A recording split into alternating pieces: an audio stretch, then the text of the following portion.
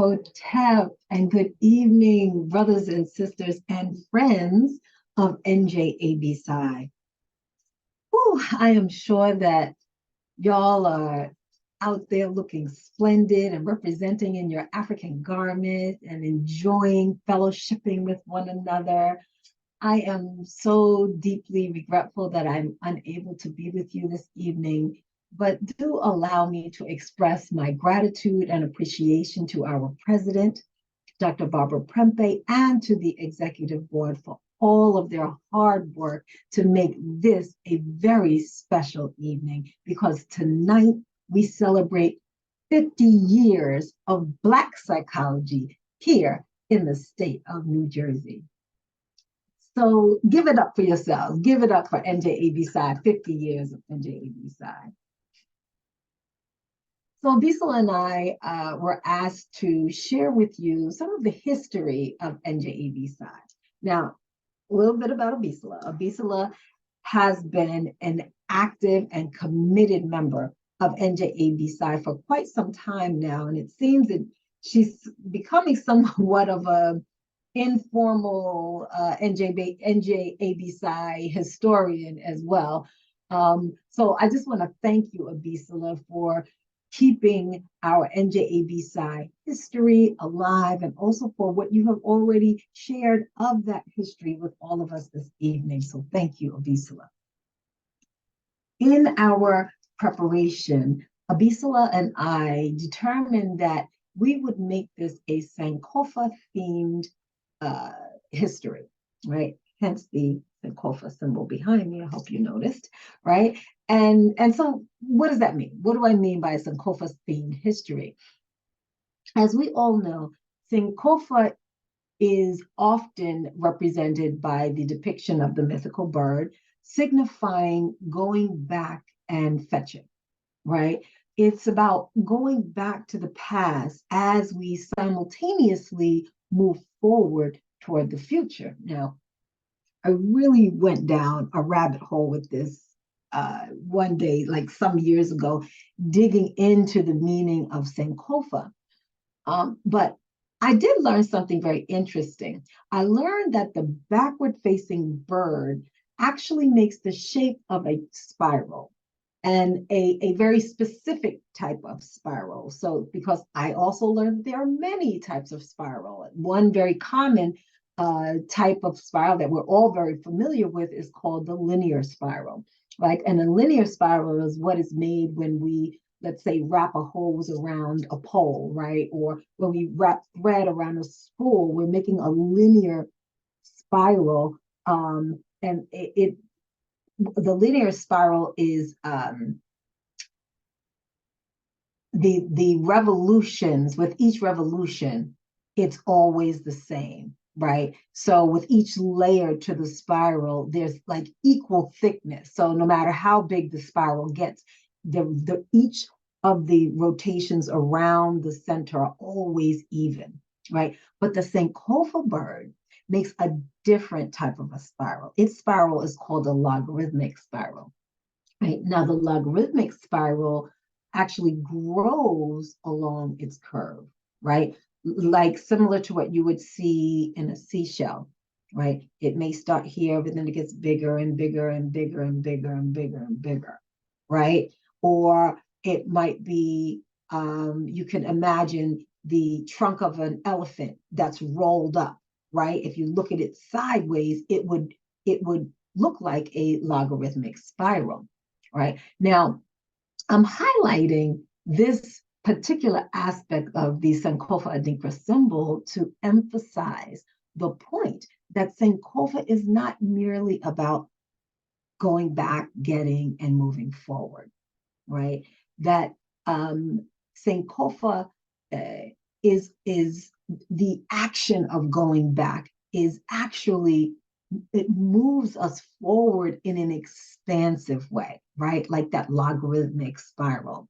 So what we are going back for tonight, that A, right? That's what Abisala has already presented to us this evening. She helped us to remember that once upon a time, there was no such thing as NJABPsi, and that from sheer guts and faith, we made something out of nothing, right? She helps us to remember the vision, the strength, and leadership of Doctors Dan Williams and Duncan Walton, our founding presidents, and the many, many psychologists who worked and sacrificed along with them.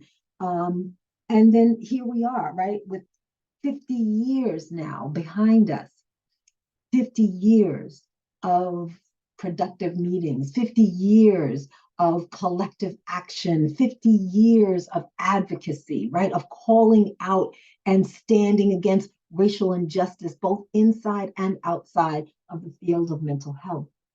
50 years of advocating for students, professionals, and for the larger community. 50 years of being a launching pad for numerous careers. 50 years of bold, Black, unapologetic psychology. 50 years of building this enduring institution called NJABPsi that has been a haven for so many professional psychologists and a resource and support for so many students as they work their way through the pipeline to become professional psychologists. So tonight, I ask you, let's not just remember. Let's take what we've forgotten and put it to an exchange that will help us to expand NJABPsi as we move forward. Let us expand as we move forward and remember our community engagement and advocacy efforts, right? Because NJABPsi cannot be silent in the face of injustice toward our people. So NJABPsi was present when our brother Andrew Washington was viciously murdered by police in Jersey City very, very recently. Let us expand as we remember our student support. Our recording secretary, Dr. Crystal Molyneux, she came up with a wonderful idea of an NJABPsi college tour that aims to guide and support our up-and-coming psychology professionals, right? We recently had our inaugural stop of this particular tour at St. Elizabeth's University. And when I tell you it was spectacular, it was truly spectacularly engaging and a worthwhile event. And on that note, by the way, a shout out to Teresa from St. E's. If you're here, I hope you are here because you did say that you were coming. So I hope, Teresa, you're there and having a wonderful time. Because NJABPsi, we offer something that most of these institutions of learning just don't, right? When we put these students under our wing, we are incubating future presidents like Madam President Barbara Prempeh, right? Who is a product of NJABPsi JEDNAship. But this tool will also increase our notoriety. It will also, among the students in the schools, and it'll also increase our notoriety among the various psychology departments across the state of New Jersey as well. So let us also expand as we remember our strategic partnerships. We can, once again, I guess, look at the example of Madam President, right, who brokered a collaboration that proved to be hugely beneficial for several of our student members who had their licensure prep course fees, their application fees, and their testing fees fully covered by NJABPsi.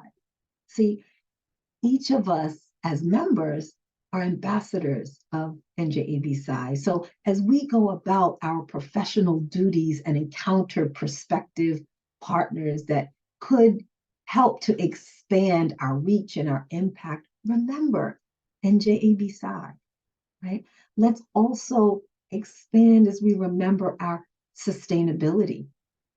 With the help of Dr. Joseph Connell, NJABPsi is now a 501c3 organization, and this is a potential benefit of massive proportions, especially in today's climate where there is literally millions of dollars that are earmarked specifically for mitigating the impact of racial disparities and race-based harms and so forth. And lastly, while it's not within the vision of NJABPsi to extend beyond the state of New Jersey through deepening our connection with national ABPsi, which does have international aspirations. NJABPsi can have global impact. This may look like joining a national committee, right? As the new co-chair of the Strategic Planning Committee, I'm sorry for the shameless plug, I welcome you. I would be ecstatic for you to come and join this committee and help to build with me and others. But there are also several other national committees as well that desperately need your help. So as you see, there are so many ways that NJABPsi can exponentially increase our reach and our impact as we move forward. So in the spirit of Sankofa, I hope that tonight you are able to seize a piece of our history that will inspire you to contribute to our forward expansion. And with that said, I will close in expressing my deep appreciation, and I am honored to present to you this evening because I really do. I know I appreciate the value of NJABPsi, and I truly believe in our ability to liberate the African mind, to empower the African character, and to enliven and illuminate the African spirit. Asante Sana.